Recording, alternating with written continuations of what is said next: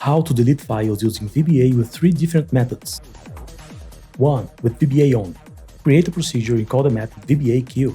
Pass a string parameter with the path and name of the file. 2. With Windows objects. Create a procedure.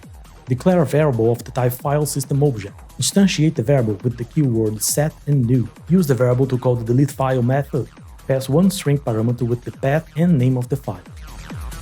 3. With Windows APIs. Declare a module variable on the top of the module with the keyword declare. Don't forget the keyword ptr save. That's necessary for Windows 64 bits. With the keyword function, you say the name of the function that you want to call.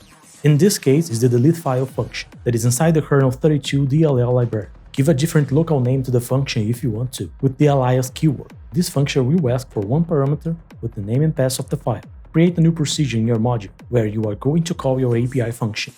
Call the API function passing a string parameter with the name and full path of the file. See you in the next video, bye bye!